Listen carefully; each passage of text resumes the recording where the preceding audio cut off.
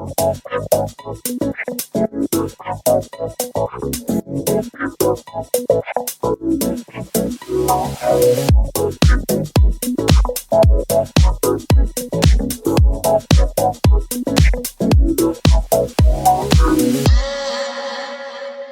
everybody, and welcome back. Today it's Mason and I.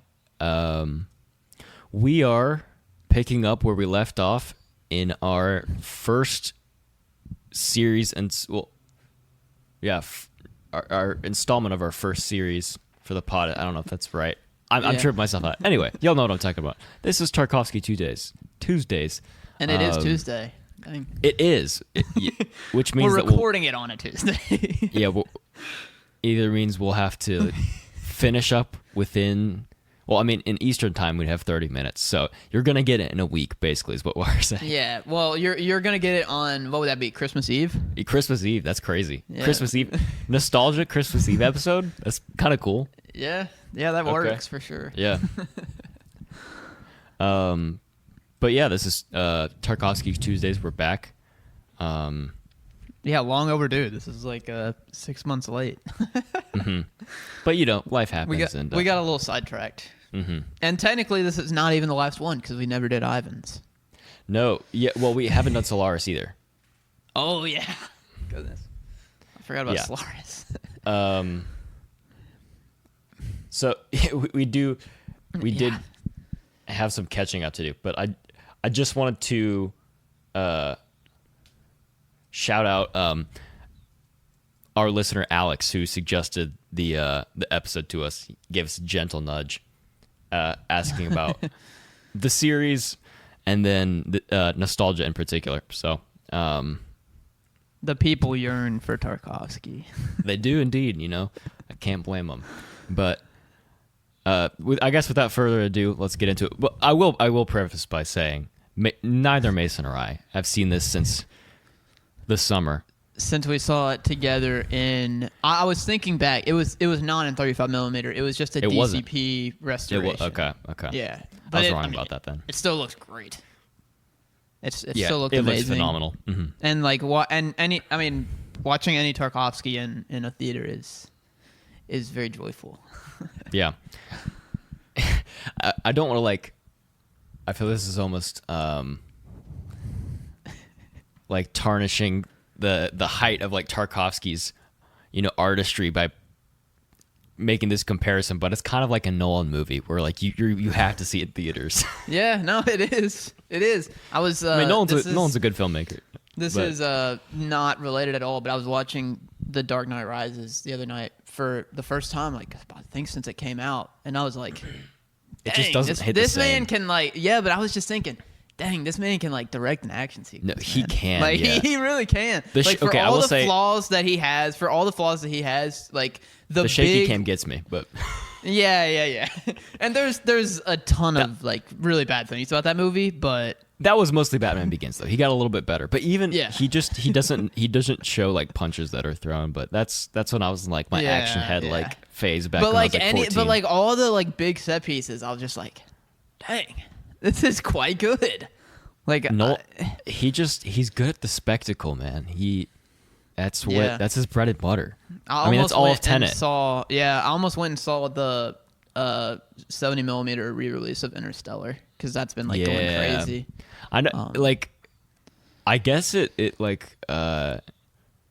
attracted the rounds of people that had just never seen it before, and so I was just on social media, people were just raving about it. I'm it's a decade old, but it's pretty cool. Yeah, I feel that's also the kind of populist pick of the last 20 years of being that's the film.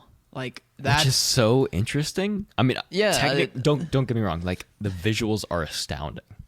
I'm really up and down on that movie. I think it's one of the best looking movies of the century, easily.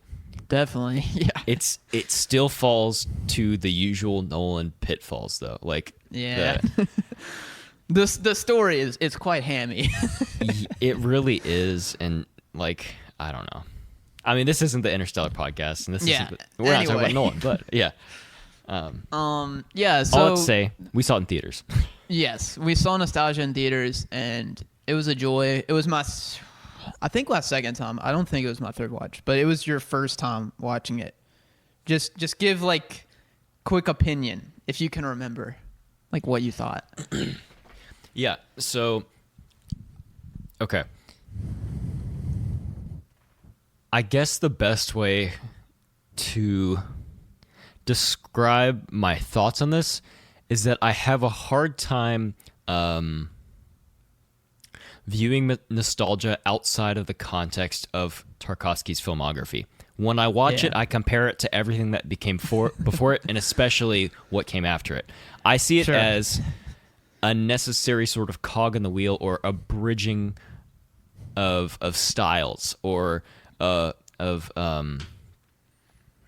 guess maybe just growth in his artistry, where you can see that there's still blemishes, and like it's by no means his best, in my opinion. I know that some people love this. Yeah.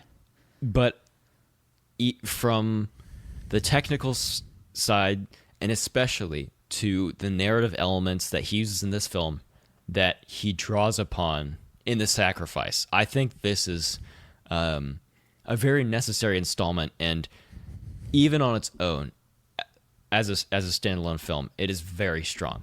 Yeah, I was thinking about this earlier. I think it's outside of Ivan's, which, you know, Ivan's is his first, so I'm not going to be super critical of that. But outside of Ivan's, I would probably say it's the weakest. It's still probably better than like 98% of film out there. It's not bad. You know what I mean?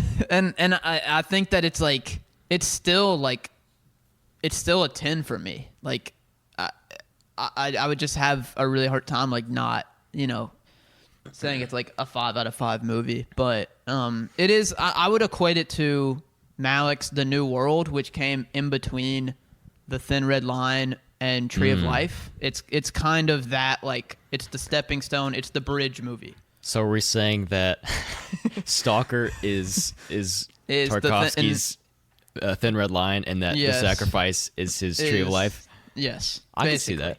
Something like that. You know, it's like nostalgia is like, you know, I don't really see many people talking about Malick's The New World. And same with nostalgia. It's kind of the forgotten one in between two, like, masterpieces that, like, everyone knows. Yep. But that's not, like, I think there's been a lot of like reappraisal of it, and, you know, people look back on it and they're like, oh wait, this is actually a really, really good film. And like for good measure. But yeah, do you want to just like try to get into it? Sure. Yeah. I did want to ask, maybe I'll ask it now and then we can ask it later. Yeah. Is this Tarkovsky's most introspective film?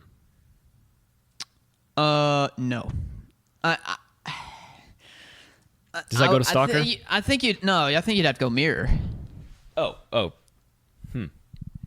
No, yeah, that makes a lot of sense. Probably, yeah. I was thinking, like, the superlative that I would give this movie, it's really hard. It's because it would almost be impossible for me to say this is not his best closing shot. But dude, he has like all of the best ones in the history of film. Like Andrei Rublev, The Sacrifice. Yeah, Stalker, I just like, went with a friend to see The Sacrifice in DCP 4K restoration. I mean, first of all, just the visuals were stunning. It looked incredible. Yeah, I'm jealous. I forgot how fantastic the final sequence was when the house burned, because I was like, oh, the house burned down and then it ends. No, the house burns down, and then Maria gets on the bike, and she's basically watching over Little Man as he waters the tree that is it Alexander? Papa. I don't know. Yeah. Yeah, I don't know his name. As he was instructed to in the beginning of the movie. It's a full circle moment, and it's a summation of his career. It is literally him, like, you know, getting the pen, putting it in the ink and putting a period on his career. Like it Yeah. is, it's the closing point. But going back to nostalgia, it's like, dude, It's still great. the ending shot is like, oh my gosh. I think, I mean, and you sort of alluded this before with like the 98th percentile, but like in any other filmmaker's filmography or their body of work, this would easily be like their crown jewel, Yeah. right? Yeah, barring like It's- maybe it's a just- director or two. It's so hard because of where it falls and because there are just greater heights that Tarkovsky reaches within his career. Yeah. But we should talk about the movie. And like I think it's follows. always been like that. Like when it came out, I was reading an article. When it came out, I think people were like, "Oh, this is not the best of Tarkovsky," and I think that it's still kind of viewed as that today. Not to say that it's a bad movie by any means, but yeah. So yeah, let's try to get into the plot. Okay. You know. Okay. Maybe it'll be easier if we first start on his biography and talk about what was going on within his life and what Yes. inspired these events. Yeah. So the most important thing is this is his first movie outside of the Soviet Union. So this is made 4 years after Stalker. Stalker is kind of like the, final, nail in the coffin for him being in Russia and the Soviet Union. And, he's exiled is the best way to put that. They basically boot him out. He goes to Italy and he makes Nostalgia and then The Sacrifice. So, I don't think you have to be a genius to even, realize the title, Nostalgia.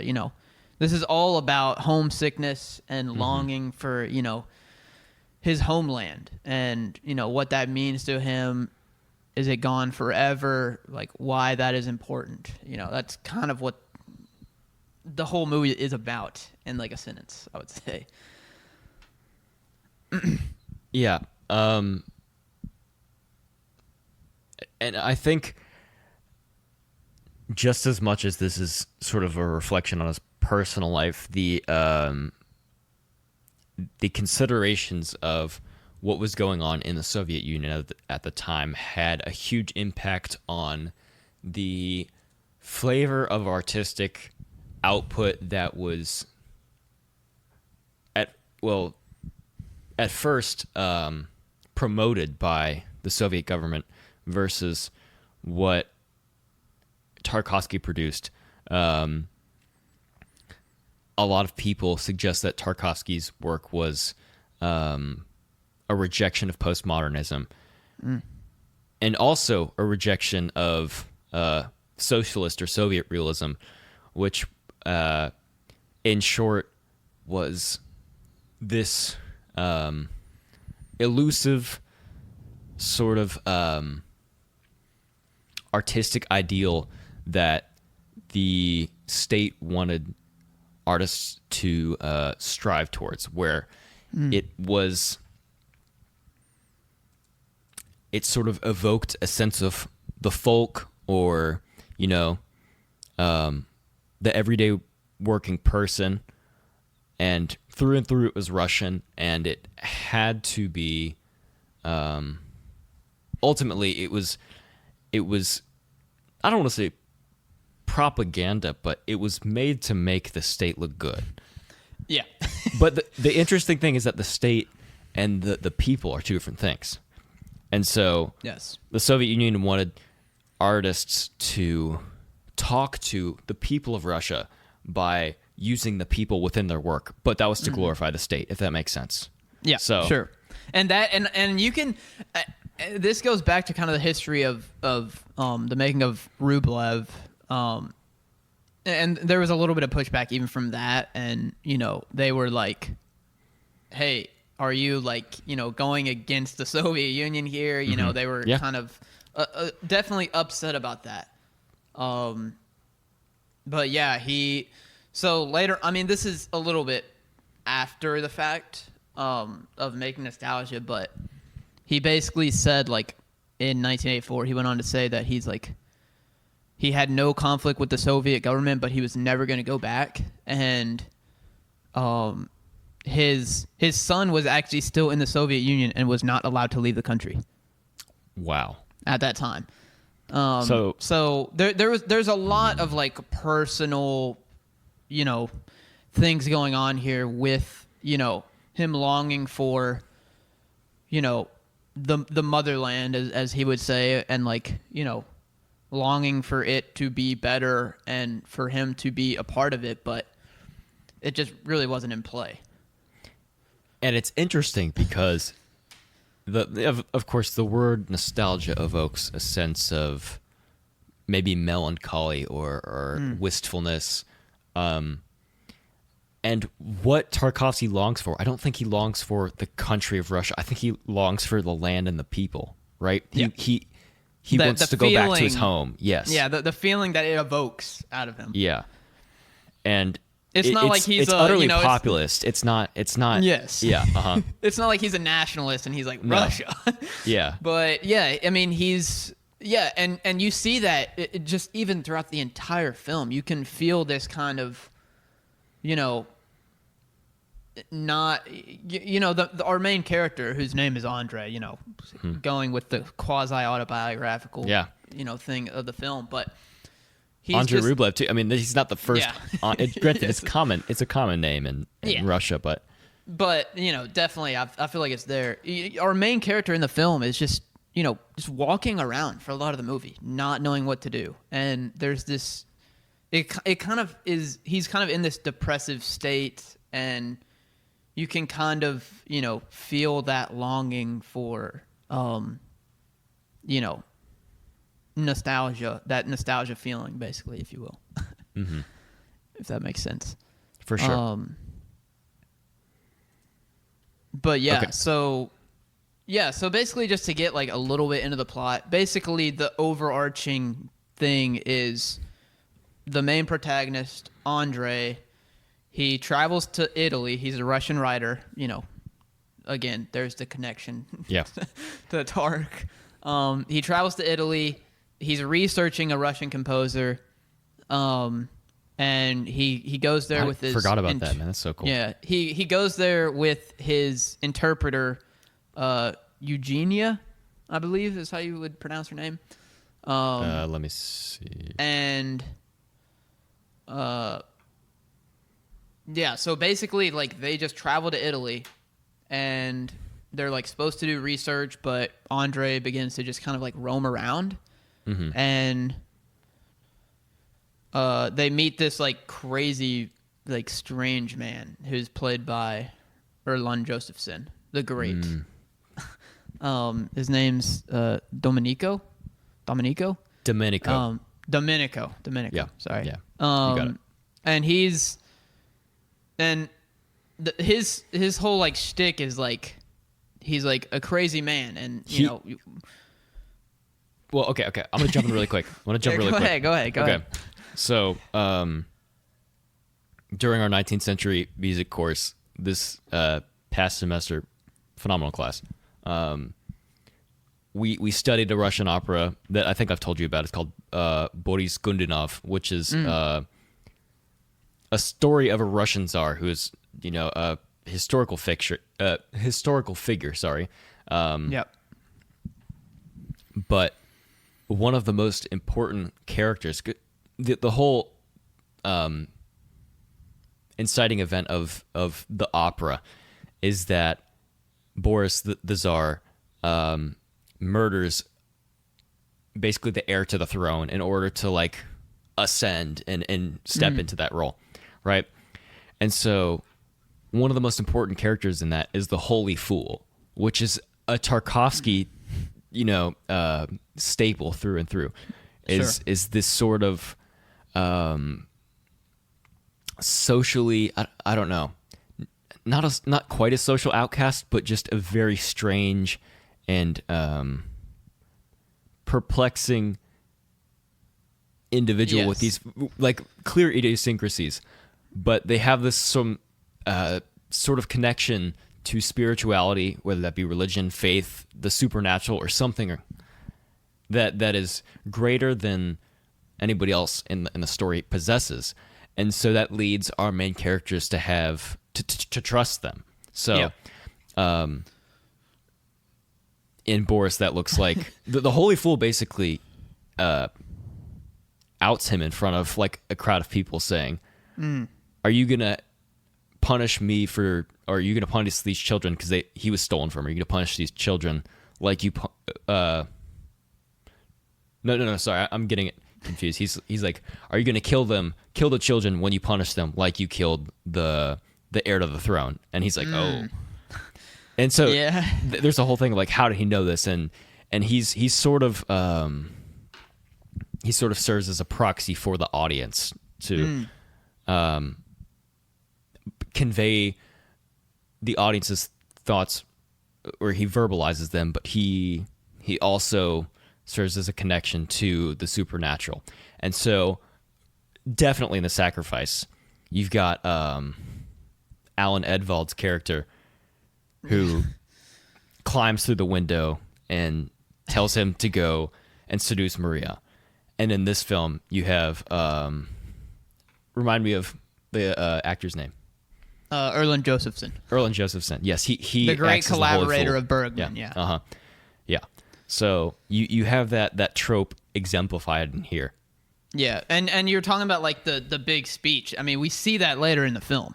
You know, when he gets up on the like Marcus Aurelius statue, and you know, like the penultimate scene that's like an incredible scene. One of Tarkovsky's best scenes. We'll get there in a second. But yeah, so this character is famous for, you know, everyone, you know, he's somewhat of a social outcast, but he's famous for trying to cross through the waters of this mineral pool with a lit candle. Okay, that's like his whole thing. And he claims that when he achieves this, when he crosses this mineral pool with this candle, that he will save the world. The world will be saved. That is what he says. So Andrei later learns that Domenico used to live in a lunatic asylum, and he like Holy Fool, and he like trapped his family because he thought that it was like for the best of his family and stuff. So we get like some more background there. Basically, a lot of the movie is just Andrei walking around with like, you know, mist in the air and like incredible cinematography. I mean, I'm not really gonna go into that because it's not really plot points. It's just cinema. But yeah, so basically after that, Andrei like wants to cut his research short, and he like wants to go back to Russia because he's really struggling. He's really longing for like, you know, his homeland. He's homesick. He won't make love to his interpreter. He's just not doing anything. He's not happy. He's depressed. And he gets a call from his interpreter, who like is telling him goodbye, and she tells him that Domenico is in Rome by chance, and Domenico asked her if Andrei had crossed the pool yet, and Andrei says, "Yes, I have," even though he hasn't. So then after that, we get the speech on the statue, about basically the synopsis is the speech is about the need of mankind of being true brothers and sisters and to return to a simpler way of life. That's a very. I did pull up. If you give me a second, I did pull up the script. To read some of this this monologue because it's amazing, and it's being delivered to the fourth movement of Beethoven's Ninth, which I remember like watching that in the theater. Yeah, Jesus, it's incredible. Yeah. But yeah, he says, if you want the world to go forward, we must hold hands. We must mix the so-called healthy with the so-called sick.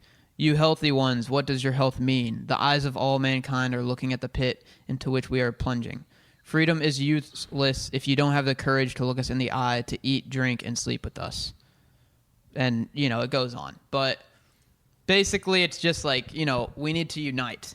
And again, you can just trace this back to Tarkovsky leaving Russia, and he just wants everything to be unite. He wants the East and West to unite. He wants the Eastern Orthodox Church and the Roman Catholic Church to unite. There's so many divides that Tarkovsky sees, and he's or just theism and atheism even. Sure, yeah. I mean everything, really. Yeah. It's basically like just like a grand monologue, and then Domenico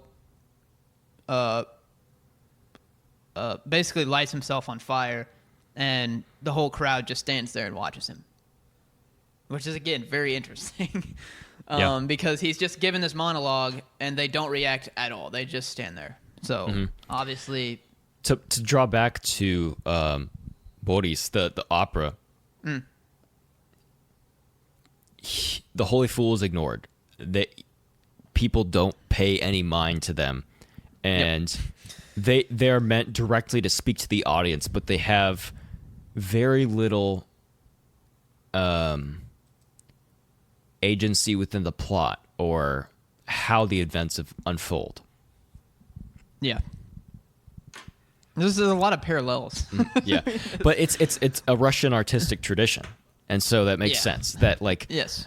I mean, well, I should say Tarkovsky directed a production of that opera in I forget what year. I was thinking that. Yeah.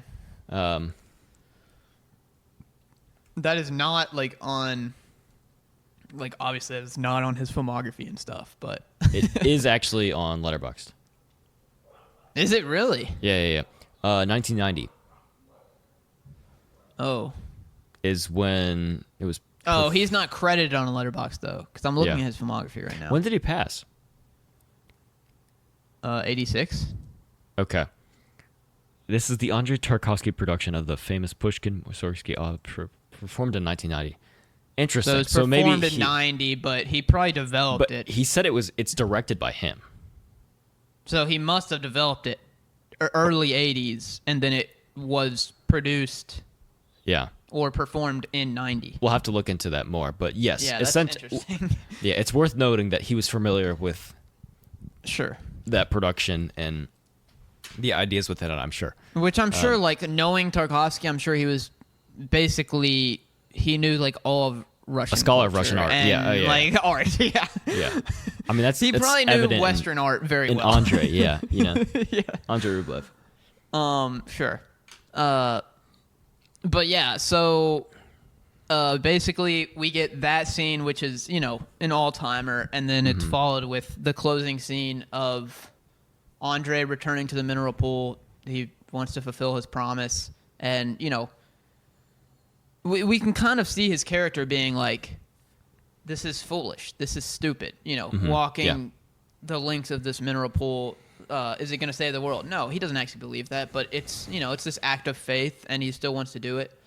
And we get the, incredible 9-minute long shot of him finally getting across, and he sets the candle down, and he falls down. He collapses and dies, basically. And then it cuts to Andrei and the dog just sitting on the ground, and we get the zoom out of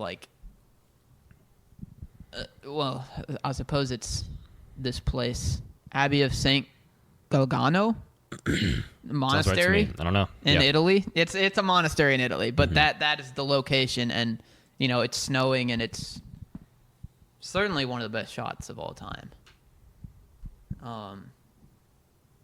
And that's it, basically. Very summed down version.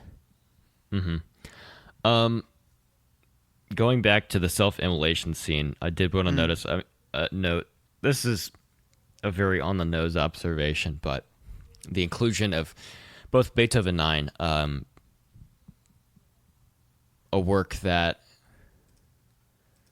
is ultimately, it represents the summation. It wasn't Beethoven's last work, but it's symbolically the summation of his creative output. and it's the final movement of it. I believe it's movement 5, right? In the movie, Ode to Joy. it says in the movie it's the 4th movement. 4th movement. Okay. Yeah, I trust. I don't know Yeah. if that's Most symphonies are 4 movements, so yeah, I think that's Yeah. correct. But I was just drawing a blank. But yeah, it's the final movement of his last symphony. This is towards the tail end of Tarkovsky's career, but more so, it was given this title after the fact, but just the title Ode to Joy being placed within a moment that is antithetical to joy. That is, it is the antithesis, if you will. Yeah, It is yeah. that dichotomy is jarring for sure.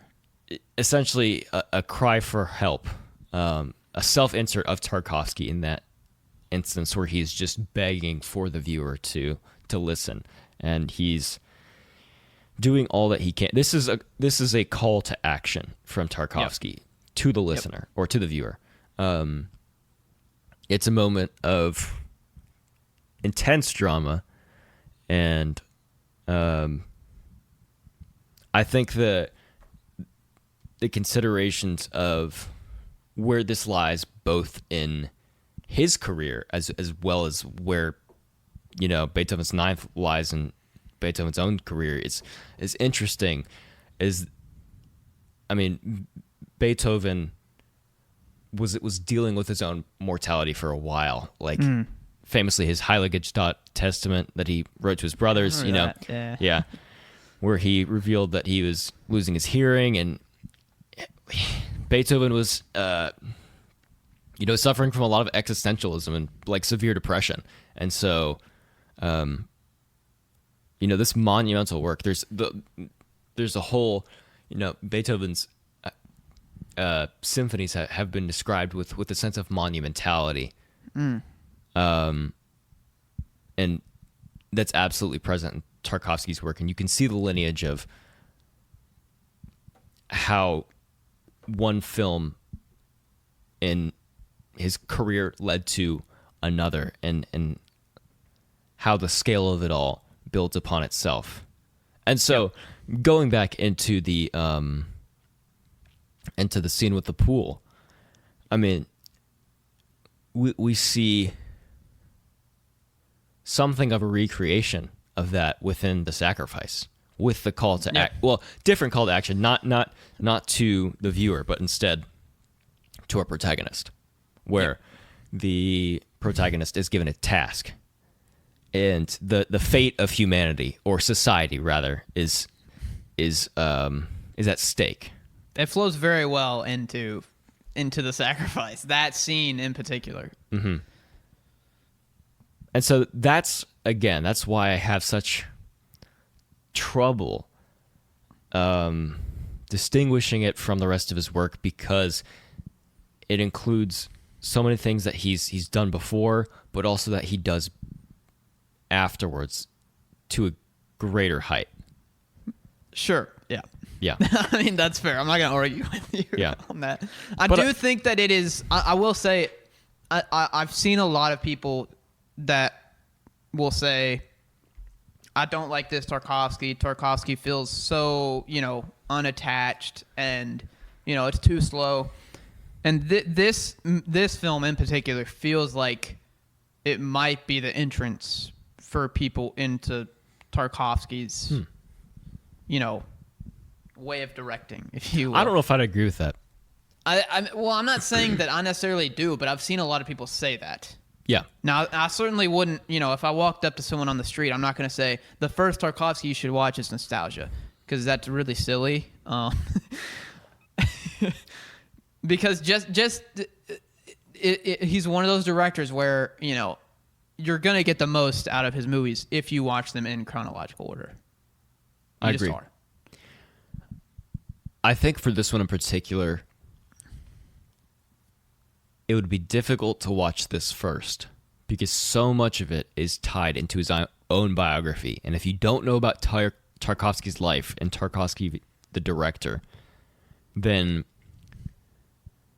I think you could easily interpret this as possibly self-indulgent or just meandering, or Yes, you would pretentious. miss a lot of the anything. artistry. Yeah. Sure, yeah.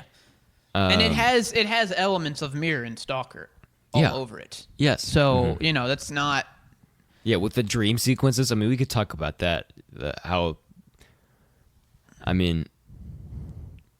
There's certainly memorable dream sequences within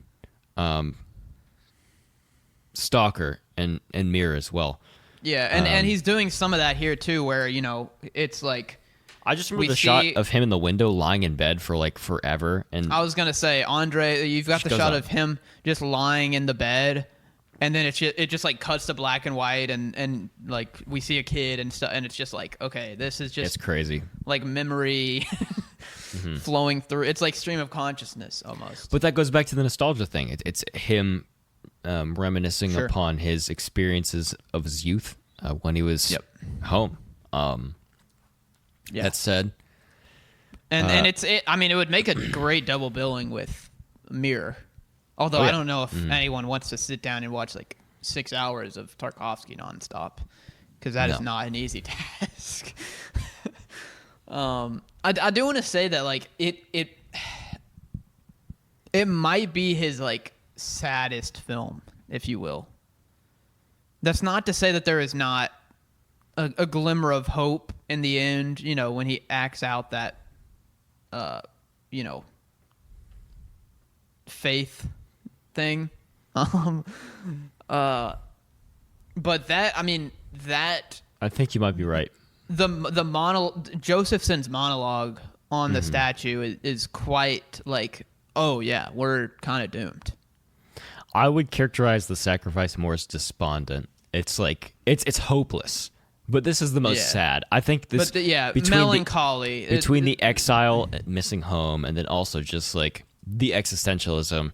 With the sacrifice, I think he's more settled into his circumstances, but he's got like, guys, we're still all gonna die. Like, I would say that Stalker is a lot like that. It's just like, oh, no one believes anymore. We're done for. It's not really sad. It's just like almost like nihilistic. Yeah, well, and that's just, it goes to show again that Tarkovsky's filmography, it was like a stair step where you can't have the next work without the previous one. In that, almost all the elements used within his early work is developed. And that goes back into the symphonic sort of allegory with, development of, you have a presentation of ideas, they're developed and they're recapitulated again and somehow changed. And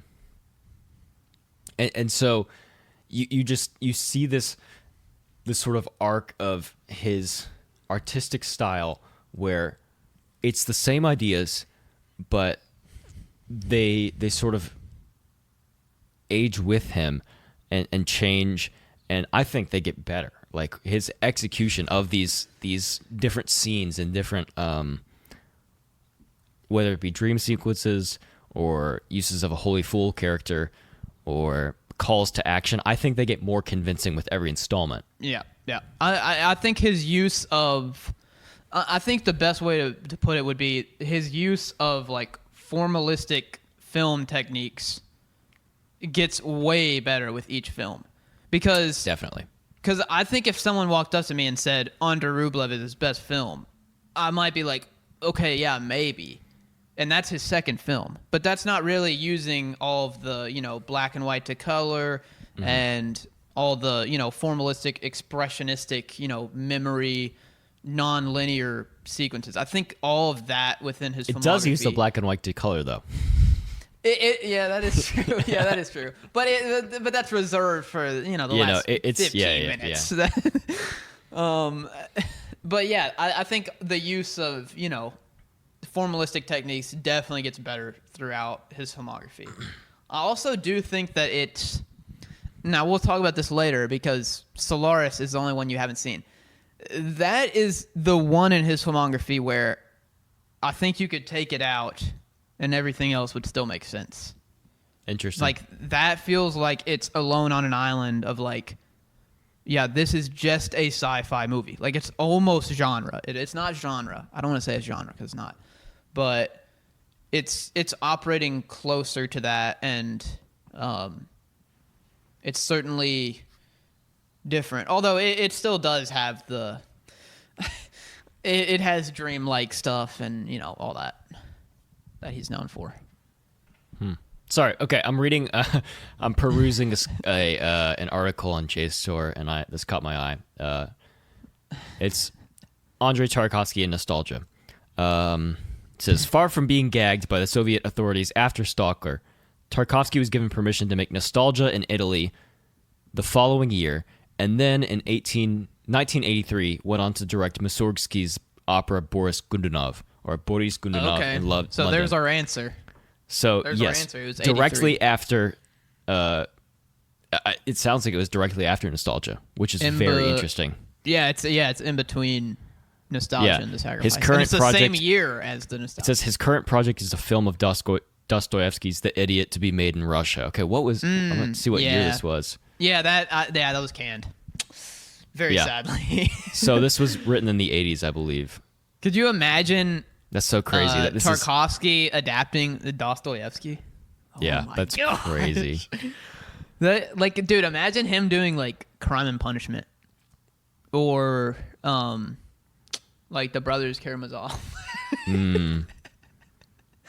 That would be just something else. Anyway,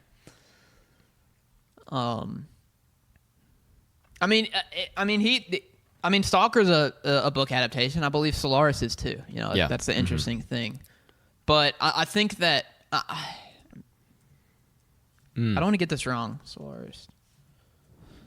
I believe that Solaris is a book adaptation. Yes, it is. And I think. Go ahead.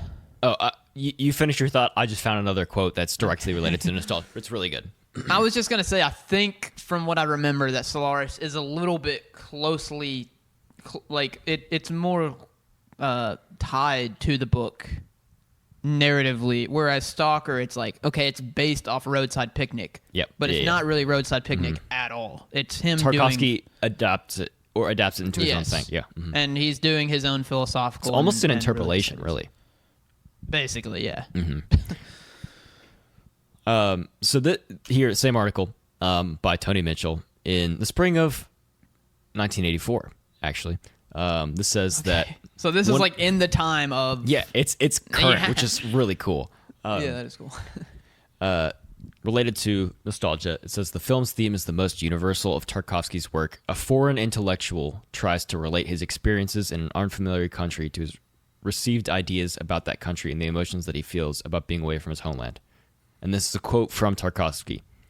The film expresses a feeling which is deeply rooted in myself, and which I have never felt so strongly before I left the Soviet Union. Nostalgia for us Russians is not a lighthearted, positive emotion as it is for you Italians, but a kind of mortal illness, a profound compassion which is not so much bound up with deprivation, loss, or separation as with the suffering of others, which draws you closer to them through an emotional link. It's an illness which saps the strength of the soul, one's capacity to work, and one's pleasure in life. Yeah. I think I feel like I've read that somewhere, but basically he's saying like, yeah, this is not like a happy nostalgia. So Mitchell here suggests that the more apt title for this would be homesickness and not nostalgia. Sure. Yeah. Mm-hmm. Yeah, that makes sense. But I think that the fact that he made it in Italy is maybe it makes nostalgia a fitting title, because that is more closely aligned to the word that you would use to, like in the West. But yeah, that's a good point. It did. I think this is interesting. At Cannes that year, Tarkovsky won Best Director, but he shared the prize with Bresson. Oh, for L'Argent? Yeah, L'Argent. Yeah. Yeah. I think I read that in the article. Yeah. That's crazy. like two of the old-timers, bro. Man, that's crazy. Hey, speaking of... Imagine just like going to the cinema and like watching nostalgia and Legend in the same year. It'd be crazy. Yeah, we just don't. I mean, I don't want to be like, that guy. But what was coming out in America? We just don't get that out. Like we Rocky 2 or something. That'd be a stacked year. Yeah. I don't know. Let me like Star Wars episode 3 or the Return of the Jedi. Was that? I feel like. Or is that earlier? I don't know. Yeah, I feel like that was. It might have been 86. Closer to Empire. Yeah. Maybe. I don't know. Still, if that was Empire, then even more so. That's crazy. Yeah. For real. Let me. Okay, I do want to like look at this real quick. 83, right? Yes. 83. Oh, sorry, dude, it was Return of the Jedi, bro. You were on it. Scarface. Angst. Okay, wow. yeah, that's a pretty good year. It's not like a 75 year or a 99, but it's definitely solid.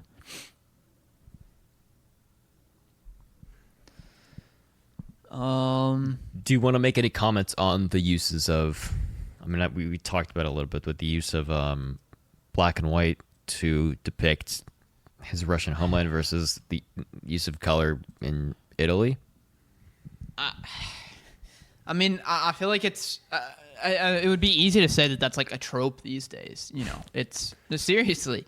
We saw that with. No, I was laughing at another quote. It said Tarkovsky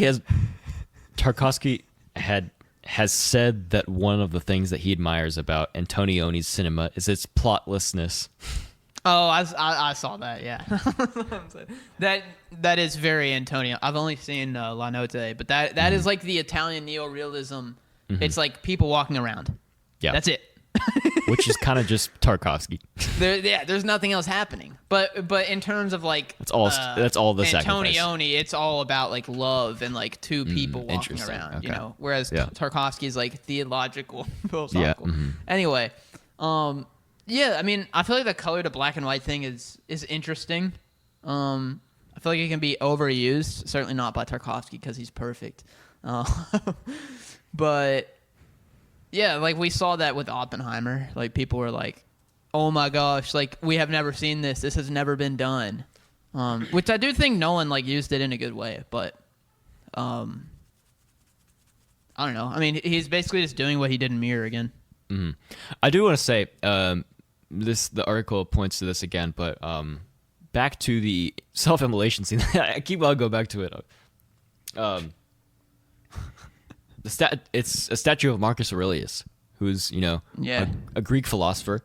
Sure, but he's in many ways depicted as sort of a pillar, I guess pun intended, of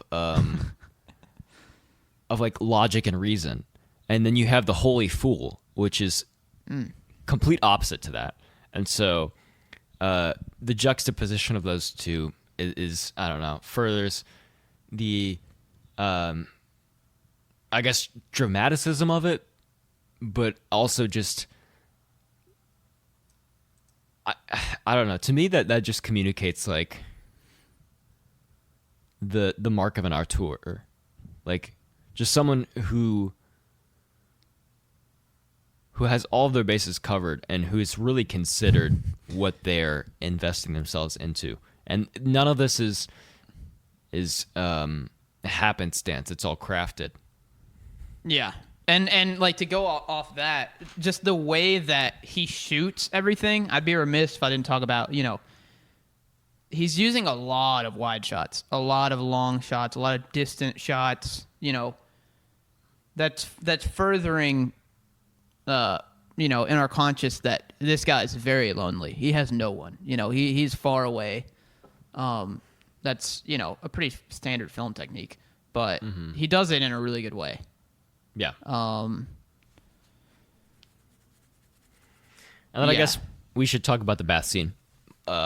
Maybe detail the events of it, and then talk about some of the symbolism within it. Wait, the bath scene? What is that? The pool? The pool, yeah. Okay, yeah. It's referred to as the bath in this article, so. Oh, okay. Okay.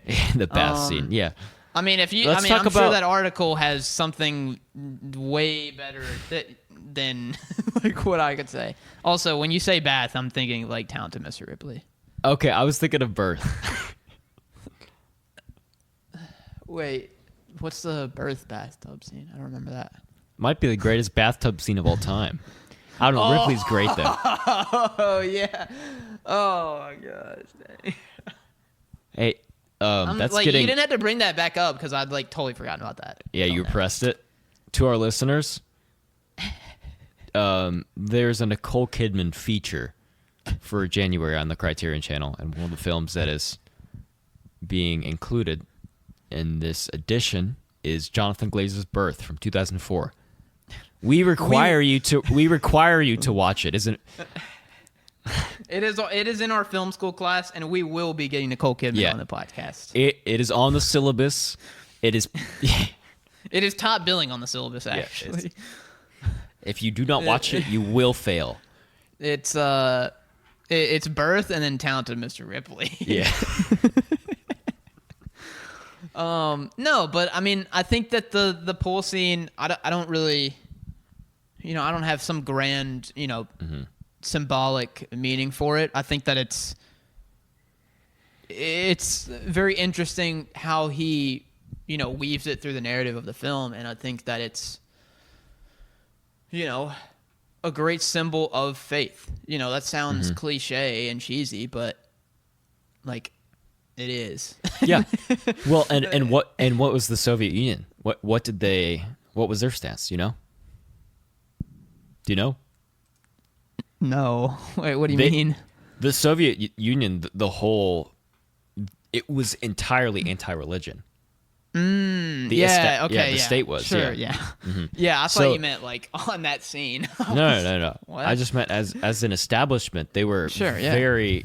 So this was almost an act of protest. Yeah, it's him standing up and being like, "Hey, here you go." Yeah. I don't want to say it's like a middle finger to the Soviet Union, but also interestingly, I don't know if he has. Well, okay. What does he have to accomplish? What does who have to? The protagonist? Yeah, Andrei. He has to walk across the mineral pool with the candle in flame still across the entire pool. And 2 times it burns out, which means that he walks across a total of 3 times. 3 times, yeah. 3 is a very interesting number considering it's biblical tie-ins and 3, 7. Yeah, it's like 3 and 7 are the big numbers, right? Yeah. Yeah, I didn't realize that it burns out twice. Burns out twice, so he walks 3 times across. It feels like so many more. But those 2 times, it's like he gets like 80% of the way there. Mm-hmm. Yep. And that's why it's like a 10-minute shot. It's very and he's walking so slow. Oh yeah, he really melts it. He's like.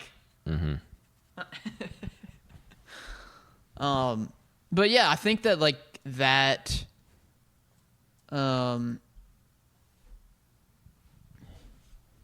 There's this review that I read. The height of the film's visual approach comes at the end during a 9-minute tracking shot that follows Gorg. It's 9 minutes. Gorga's job. Hey, shout out to Tarkovsky though. When I see an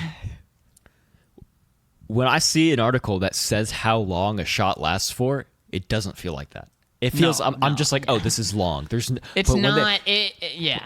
Like when they talk about the stalker shot, like the bed scene, I'm like, oh, this is a long shot. They're like, it's 45 minutes. It's not 45 minutes, but like, sure. I'm like, sure. No, it's very similar to Bellatar. It's like you read about Werkmeister harmonies, and it's like, oh, there's 20 shots in the whole film, and the film's 3 hours. What the heck?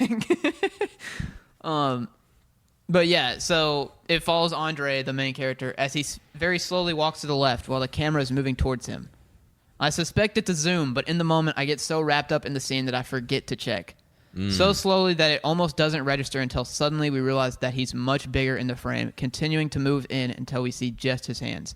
It's the climax of the whole movie in which the poet's desire to find some way of understanding the world is embodied in a spiritual gesture that he almost certainly knows is arbitrary and foolish. it's his attempt to fulfill the apocalyptic prophecies of Josephson's character, who seems dangerous and wrong on the one hand, but also like he's the only person who understands the feeling of heaviness and decay that the film's visuals so nimbly depict. Wow. I wish I could write that well. But yeah, I mean, it is the ultimate, act of faith. And that's, again, I think you could say that is, a great summation of Tarkovsky's career and what he is after and trying to tell the audience. I don't know if we put this together, but upon reading same article by Tony Mitchell, Andrei Tarkovsky, Nostalgia. Shout out Tony Mitchell, bro. This guy. Dude, yeah, he's coming.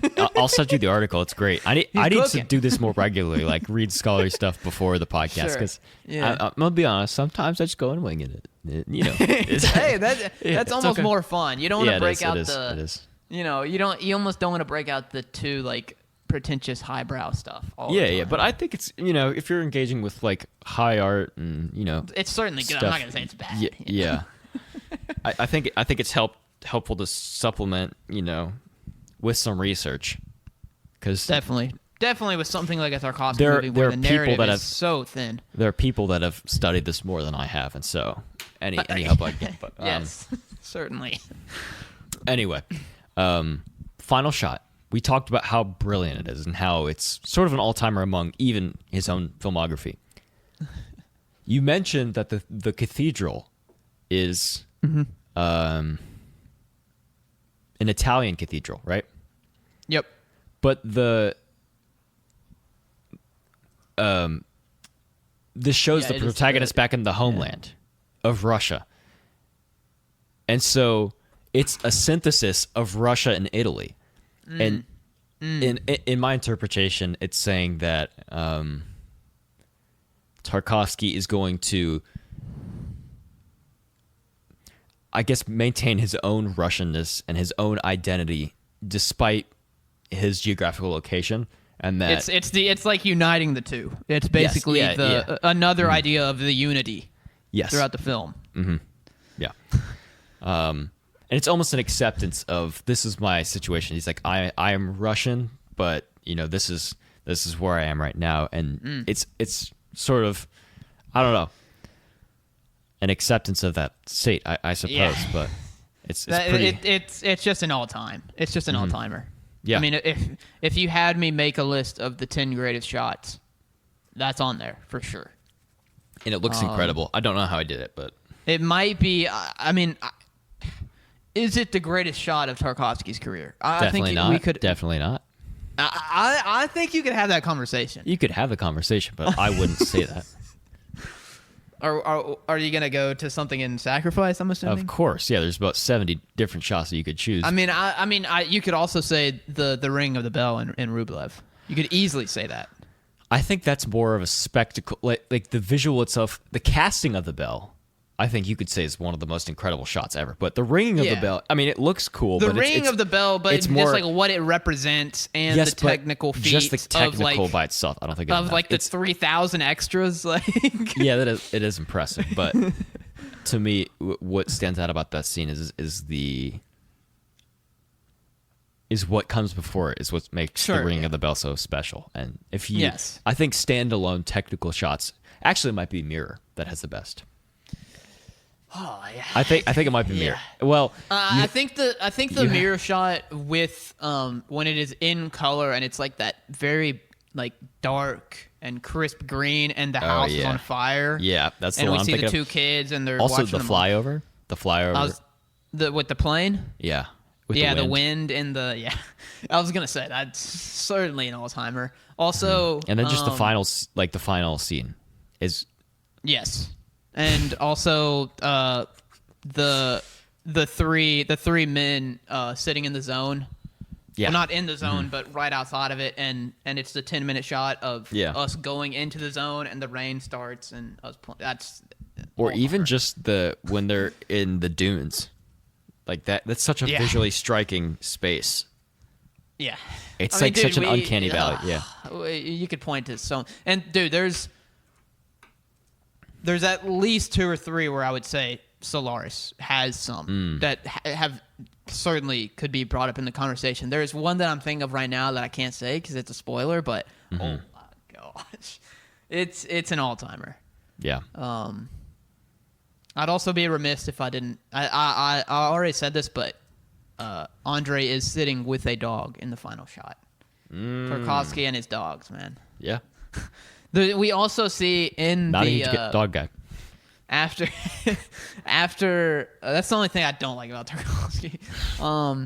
After we see Josephson's character like set himself on fire, the only sound that we hear is a dog barking at him. Like that's the only response that he gets, almost showing that like the dog is like more human than the humans surrounding him. Yeah. Because the humans are silent.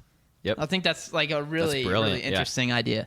And I forgot the to music, mention the music at that point is distorted, which just kind of symbolizes the grotesqueness of the situation. And I forgot about that. yeah. It's like coming. Is it like technically diegetic and it's like coming through the radio and it's like distorted? It's diegetic.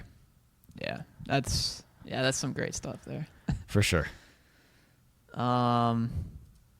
It looks like it did not make its budget back. Doesn't surprise me. $500,000. So $500,000. That was the budget, and it made $323,000. Which is not a lot. That's really bad. Dude, I mean, the fact that this movie cost like $500,000 is It's still quite crazy in remarkable, itself. honestly. Yeah, I mean, I don't know how they spent the budget because yeah, it's maybe it was on crazy. catering. Wait, you're saying that it should have been less? Well, I mean, it doesn't seem like 500 seems like a lot, especially for like modern inflation. For what he was doing, it was kind of just a camera and locations. Dude, yeah, but there's so much more to it, dude. Yeah, I mean, for sure. dude, Josephson probably got like $100K. Maybe so. I mean, you gotta remember, he's like hot off of like Autumn Sonata. No, we got Fanny and Alexander. Yeah. No, no, never mind. That's like a year after. Yeah. But he's still anyway. big. Yeah. Yeah, he's really big. He's like one of like the. Oh man, like, I need to watch Scenes from a Marriage. I'm gonna watch it. I almost watched it the other night. It's gonna be a 5. I know it. I just feel it in my bones. Yeah, it's a 5. I hate to go in with like preconceived notions. I'm It's really gonna bad be about perfect. that. Yeah. I think everyone's bad about that. I actually realized this is like way off topic, but going to watch the test screening of Ballerina made me realize how many preconceived notions I have going into movies. Because that was truly like a cold watch, right? Yeah, I was in the middle of the movie and I was like thinking, what's the IMDb score? What's the Letterboxd score? What have critics said? Yeah. What's been the general reception? You know, and you don't have any of that, and you have to make your own opinion. That's period. such a cool thing, and something that we're deprived of in this current media landscape. Because I think that you can get, like, when you're watching something like nostalgia and you like it, you can get confirmation bias very quickly, and you're like, oh, it's well received. Boom. Yep. Yes. It's amazing. Yes. And you know you can go the other way on that too. It's like, I don't like something, you want to just be a contrarian. But it's interesting to watch something without knowing no critics. Like, yeah. like no reception of the movie. A truly untainted yes.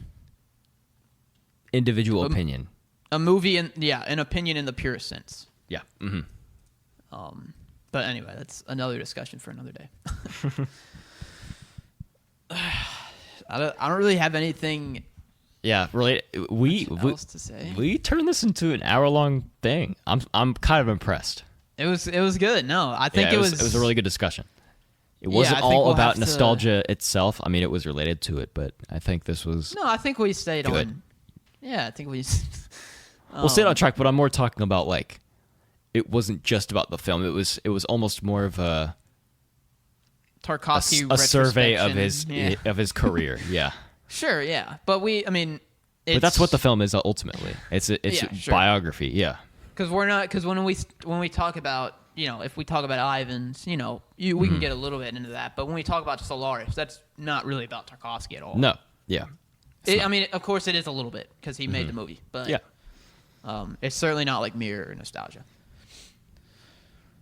Oh, okay. Is this the place to talk about your recent screenings, or is this, I don't know, should we put this at the beginning of something else, or? What do you mean, like my recent first time watches? Well, yeah, just the fact that you saw Paul Schrader in person. I just want to get that on the record somewhere. We can talk about it more later, but yeah, we can talk about it more later. I think we can. That's probably a discussion that we can have when we talk about the year in film. Oh, okay, cool. Yeah, we'll do that because that movie will come up. Although I don't necessarily think it's great. Yeah, we don't have to. I'm going to tell Paul now, but I'm getting in my car. In 3 days, I will arrive at Paul's house, knock on your door, and say, he's going to rant about me on his Facebook. Yeah. Ugh. Mason did not include your film on his top 10 of 2024. It's tough because I want to have the 2024 conversation, but it's almost a conversation that you have to have in February, March, because there's going to be so really good films come out that are in January. Nosferatu. Yeah. I am seeing. My work dinner got canceled on Thursday night, so I am going to see Nickel Boys. I'm very excited about that. Nice. Cool. Yeah. Yep. Very excited about that. And then, Brutalist, Nosferatu. Brutalist Baby for Girl. us isn't in theaters until January 17th. Oh, wow. Okay. Yeah, I'm probably going to see it. Hopefully I can still see it in 70. As soon as I come back out, So on jealous, the 29th man. or So the 30th. jealous. Yeah. I also might be going to see... Maybe they're showing it at Opry Mills or something in 70. I should check on that. Yeah, maybe. I doubt it though. The big New Year's and New Year's Eve movie is 2001. You remember watching that at Belcourt? Yeah. On New Year's Day. I might go see that in 35 or 70. Did we see that on New Year's Day? I can't remember. It was January. It was early January. Or second. Yeah, yeah. It was I think it was this. It was very early January. Yeah. But I might seeing 2001 in 35 or 70 would be yeah, mind melting. I think so. Yeah, I might have to go through that. Yeah. What do we have coming up? I don't know. We're gonna try to see. I'd still like to see if we could do something Saturday, whether that be a draft of some sort or just even if it's over Zoom. Yeah.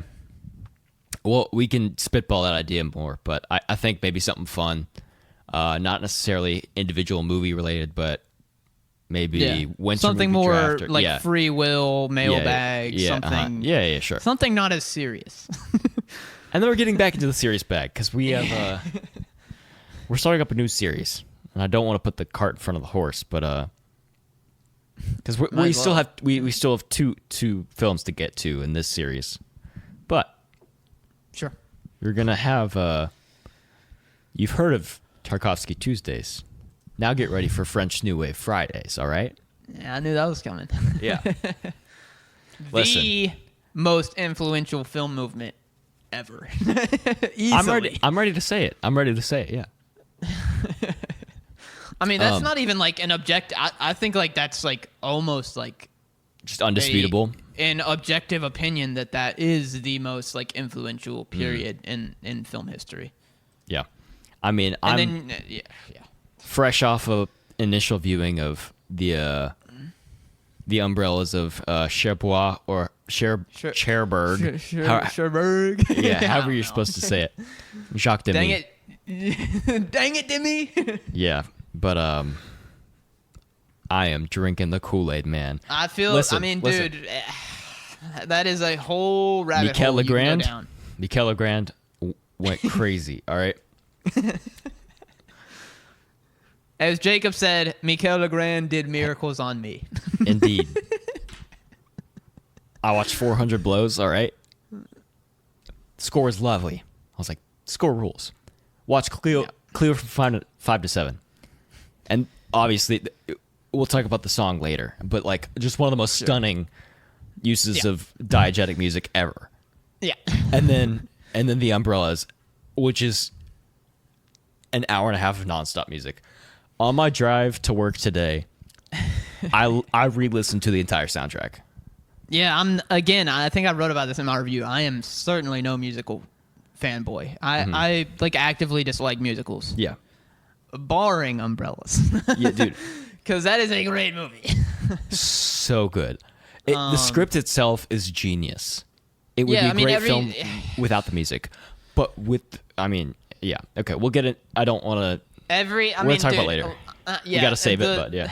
The French New Wave is a deep, deep, deep rabbit hole. Okay, you could probably find 300 to 400 great French New Wave films. Seriously. That's crazy. And it's like, I've probably seen like 7 or 8. And I feel like I know nothing about them. Yeah. About French New Wave. I mean, seriously, it's like I've seen the big ones. 400 Blows, Breathless, Cleo from 5 to 7, but it's just like, oh, dude, there's so many. Yeah. But yeah, we'll get there. Are there any loose ends or entries that I'm forgetting? We talked about. I'm sure we'll do a Nosferatu when time comes around and we've all seen it, but yeah, there's just so many movies that like I want to do, but yeah, Paris, Texas. We'll get to them. Yeah, we need to do the Florida Project. You have to watch that. Okay, that's coming up. I will stand by what I said. I think it is one of the most important American films of all time. That is quite a claim. Yeah. I think you could say it's one of the most top 10 most important American films of the century.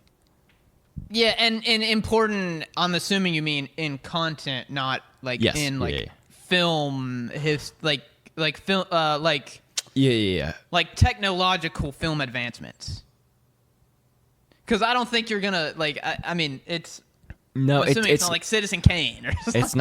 It's not pushing the medium forward from a technical perspective. But you mean content is just like extremely important. Content wise, as an American, I think you should watch it. Absolutely, yeah. It's on the list. Every one of Baker's films is on the list. Yeah, I think it might be better than An Order, or not better but stronger. I just I don't know if you've had a chance to get on Letterboxd, but I just watched a Buñuel film like right before we recorded this, and it was very. I think it was very.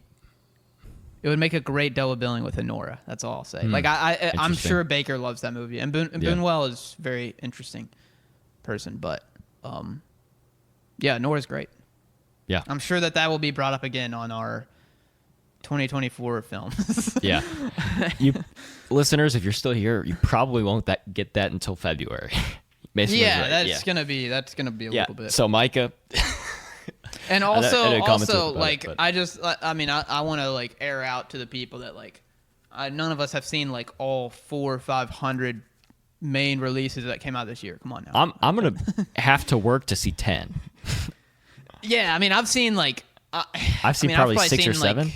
I've seen like 25, but 15 of those are like 3 stars or less, like pretty bad. Yeah. So, and again, it's a weak movie year. Yeah. I could probably name like 4 like solid movies this year, like only 4. That's not that good. No, but anyway. Okay. I think we've gone on long enough. Yeah. But it's been productive nonetheless.